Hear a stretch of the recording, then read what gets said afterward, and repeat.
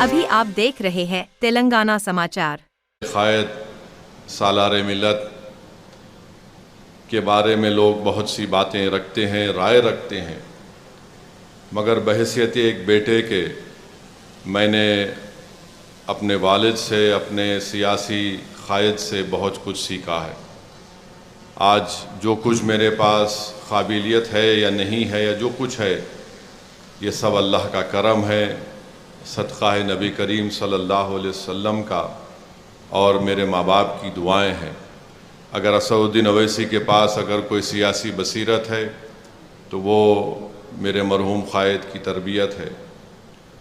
مجھے اچھی طرح یاد ہے کہ 1984 میں جب مجلس اتحاد المسلمین کے ایم ایل ایز کی تائید کی ضرورت پڑی ناڈیلا بھاسکر راؤ کو، تو میں آپ کو یہ بتانا ضروری سمجھتا ہوں کہ ہمارے ملک میں بہت سے اسکالرز ہیں، تھنک ٹینکس ہیں، پی ایچ ڈی ہولڈرز ہیں، جو بہت کچھ لکھے ہیں مسلمانوں کی پسماندگی کے بارے میں، مگر ایک بات آپ کو سمجھانا چاہوں گا کہ کسی بھی قوم کے مستقبل کو اگر اچھا کرنا ہے تو اس لیڈر اور قائد کے پاس ایک وقت آتا ہے، اور اگر اس لیڈر اور قائد میں یا اسٹیٹسمین اگر ہے اور اللہ ان کو توفیق دیتا ہے، اہل دل کی دعائیں ان کے ساتھ ہوتی ہیں، تو وہ ایک فیصلہ اس قوم کے مستقبل کو طے کرتا ہے۔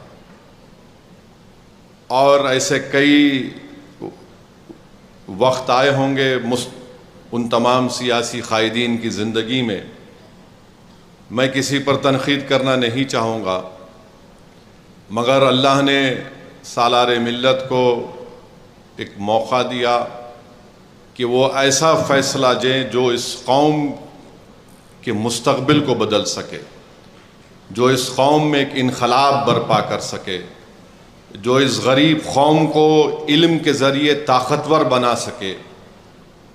اور مرحوم قائد نے ایک فیصلہ لیا اور سالار نے کہا کہ ہم اپنے ایم ایل ایز کی تائید ناڈیلا بھاسکر راؤ سے کریں گے۔ مجھے اچھی طرح یاد ہے کہ اس وقت ایک بی بی سی کے ایک بہت بڑے مشہور رپورٹر ہوتے تھے، وہ ہمارے گھر پر آ کر انٹرویو لیے اور کہا کہ یہ بڑا ان ڈیموکریٹک طریقے سے آپ نے اپنے ایم ایل ایز کی تائید بھاسکر راؤ سے کی۔ تو سالار نے ایک ہی بات کہی، کیا یہ ڈیموکریسی ہے کہ آپ اس ملک کی سب سے بڑی اقلیت کو ہمیشہ ان کو کمزور کر کے رکھ دیں گے؟ کیا یہ ڈیموکریسی ہے کہ آپ اس ملک کی سب سے بڑی اقلیت کو ہمیشہ علم کے دروازوں سے دور رکھیں گے؟ کیا یہ ڈیموکریسی ہے کہ ملیانہ ہو، ہاشم پورہ ہو؟ کیا یہ ڈیموکریسی ہے؟ سالار نے کہا ڈیموکریسی نے مجھے موقع دیا، میں اس کو استعمال کر رہا ہوں۔ اور لوگوں نے حیرت کا اظہار کیا کہ اگر وہ چاہتے تھے اس وقت تو اپنے ذاتی مفاد کے لیے وہ بہت کچھ کر سکتے تھے۔ مرحوم قائد نے کہا کہ مجھے اپنی ذات کے لیے کچھ نہیں چاہیے، مجھے صرف ایک کاغذ کا ٹکڑا چاہیے۔ اور آرٹیکل 30 جو کانسٹیٹیوشن میں ہے، ہمارے آئین میں، جو ایک فنڈامنٹل رائٹ ہے، مرحوم قائد نے اس کے تحت ناڈیلا بھاسکر راؤ کی حکومت سے اس وقت کے آندھرا پردیش کے مسلمانوں کے لیے سالار نے کہا کہ میں ایک میڈیکل اور انجینئرنگ کالج کھولوں گا۔ تو میرے عزیز دوستوں اور بزرگوں، آپ کو بتانے کا مقصد یہ ہے کہ جب آپ کی زندگی میں ایسا کوئی موقع آتا ہے اور اللہ ہر ایک کو موقع دیتا ہے، تو اس موقع کے اوپر آپ کو یہ فیصلہ کرنا پڑے گا کہ کیا میں ایسا فیصلہ کروں گا جس سے اجتماعی طور پر پوری سوسائٹی کو، پورے معاشرے کو فائدہ ہوگا، یا پھر میں رسک نہیں لے کر صرف اپنی ذات کو محفوظ کر لوں گا اور اپنی ذات کے لیے فیصلہ لے لوں گا۔ سالار نے فیصلہ لیا، ہنسنے والوں نے بڑے مذاق بنائے مرحوم قائد کے کہ یہ شخص ہے جو جذباتی تقاریر کرتا ہے، تو آپ کو بتا رہا ہوں کہ یہ جذباتی تقریر کا جو تمغہ مجھے اور اکبر کو لگتا ہے یہ ہم سے نہیں شروع ہوا، یہ اس زمانے سے ہمارے چاہنے والے جو ہم کو بہت زیادہ چاہتے ہیں ہمارے بیوی سے زیادہ، وہ ہم کو الزام لگاتی ہے جذباتی تقاریر کرتے ہیں۔ مگر سالار ہمیشہ یہ کہتے تھے، شاید اکبر اور صاحب اور حاجی میں اگری کریں گے، کہ اللہ جو ہے منزل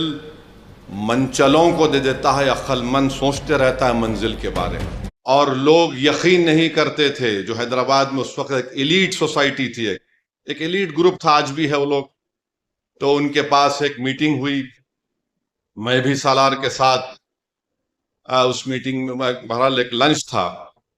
میں یہ پہلے بھی یہ واقعہ بیان کر رہا ہوں، مگر نوجوانوں کو بتانے کے لیے کہہ رہا ہوں کہ اگر ایک انسان میں حوصلہ ہوتا ہے، اللہ کے لیے اخلاص ہوتا ہے اور ہمت ہوتی ہے، تو اللہ ان کو کامیاب کرتا ہے۔ تو اس میٹنگ میں سب نے بہترین کھانا وانا کھلایا گیا، صاحب جانتے ہوں گے۔ تو کھانا نہ کھانے کے بعد ظاہر ہے ہمارے پاس بہت شوق ہے تعریف کرنے کی، کیا بریانی کھلائے آپ؟ تو خیر بریانی ہو گئی۔ اس کے بعد سب نے کہا کہ دیکھیے صلاح الدین اویسی صاحب، آپ زیادہ پڑھے لکھے نہیں ہیں، آپ یہ نہیں چلا سکتے، اس کو یہ ہم کو دے دو، ہم پڑھے لکھے ہیں اور ہم اس کو چلائیں گے۔ تو سالار سنتے کہ نہیں، آپ بولیے بولیے۔ تو سالار کو جب غصہ آتا تھا تو بولتے نہیں نہیں بولیے بولیے، آپ بولیے بولیے، سن رہا ہوں میں آپ کی بات، بالکل بالکل صحیح ہے، آپ لوگ بڑے لوگ ہیں۔ تو ہم سمجھ جاتے تھے کہ اب کچھ ہو رہا ہے۔ تو خیر وہ سب سنے اور سالار اٹھے اور بولے کہ بہت بہت شکریہ، آپ لوگ میرے کو زحمت دیے، آپ بھی آئے، یہ وقت طے کریں گا کہ میں کیا کرنے والا ہوں۔ واپس سالار گاڑی میں بیٹھے، اس وقت 6444 جیپ تھی، سالار سگریٹ کو ویسا مارتے تھے، وہ 4 مینار سگریٹ سرگال کے بولے یہ سب میرے پہ تانا مار رہے ہیں، انشاءاللہ ایک وقت آئیں گا یہ لوگ دارالسلام کو آئیں گے دیکھنا۔ تو اس حوصلے اور عزم کے ساتھ سالار نے، اور سالار کے ساتھ جتنے لوگ تھے جن کا بھی یہاں پر ذکر کیا گیا، ان تمام نے محنتیں کی، کوششیں کی، اور آسان بات نہیں تھی اس میڈیکل کالج کو کا قیام عمل میں لانا، اور کوئی دولت مند اس کے پاس اتنی نہیں تھی کہ اس طرح کے ادارے کو ہم اچانک قائم کریں۔ مگر ایک بات بتاؤں گا، اگر یہ جتنی عمارت ہے،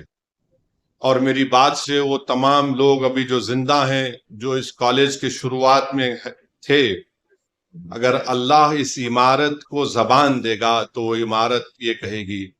کہ اس کے بنانے والوں نے اپنا بہت خون پسینہ اور اپنے آنسوؤں کو لگایا اس میں، اور تب جا کر آج یہ عمارت قائم ہوئی۔ تو میرے عزیز دوستو، میرے بزرگوں، ہم